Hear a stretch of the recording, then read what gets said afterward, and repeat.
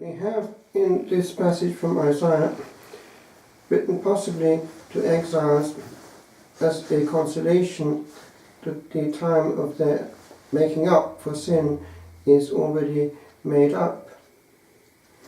This passage, which has come into sacred history and is even sometimes used, for instance, on bells. This was in the very bell that called us to everything in the monastery in France. The bell, that is, of the clock, which rang every quarter of an hour, and indeed between the quarters. It was a special Carthusian way, what they call the avant-quart, a warning bell before the quarter, at which one left everything already.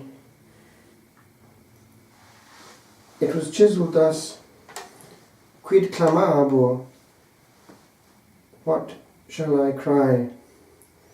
And the response also was on the bell: omnis fenum, or rather omnis caro fenum, all flesh is grass.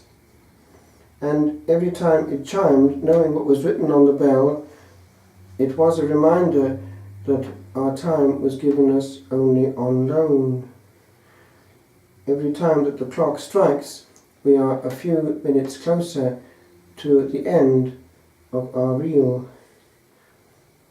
Indeed, every time one went out of the cell towards the church for the midnight office and for Vespers, because the other offices were in the cell, and also for the conventual mass in the morning, one went through the quad, the cloister, which circulated the cloister garth, where there were graves. That's where the fathers were, and the brothers, but they were there without any noise or any identity, because there was no name on the simple black wooden crosses, no name or date, as forgotten in death as they were in life.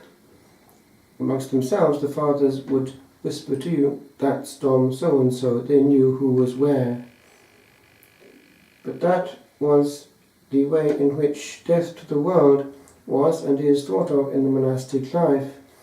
Indeed, I happened to see the other day some pictures of a profession in the Benedictine monastery, and I knew that that was the rite in the English Benedictines. It's always been kept there.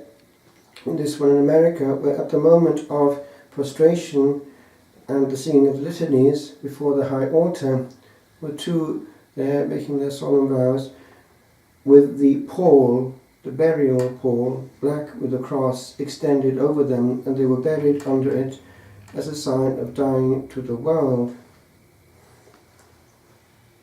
And that was then the context in which one lived this sacred season of Advent.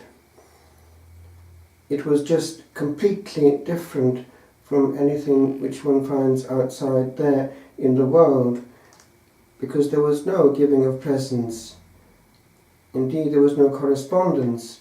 One was allowed to write at that time to one's family after Advent, and that one letter would come back.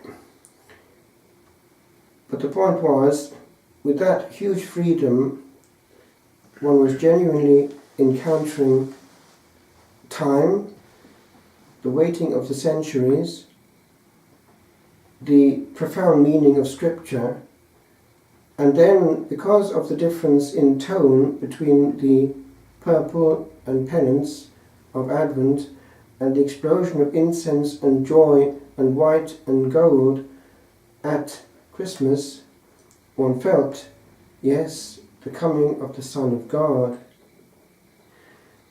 And Christmas itself was one of the days in which there was no communication at all, even if it were a Sunday.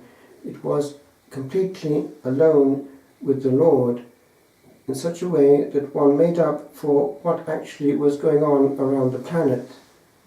But whereas Christ coming to earth, if one looks carefully at the way Christmas has gone, is again being, as it were, not received, that there is no room in the inn, Indeed, as we have in the Gospel of St. John, he came unto his own, and his own received him not. This can happen. Let's not be in any illusion. We can be celebrating the feast and forgetting the feasted.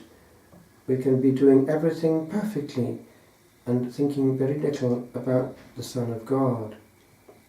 So I would invite you in his name to cultivate the grace of Advent, avoiding, for instance, anticipating Christmas in Advent, because that happens too, concretely singing Christmas carols in Advent, having Christmas dinners in Advent, and so on, so that one does actually come from a waiting to a glory. It's rather as in marriage, people who anticipate the joy of marriage by cohabitation have nothing more to wait for. We need seasons, we need order. Each thing is right in its time. Advent has its grace. Let's not miss it.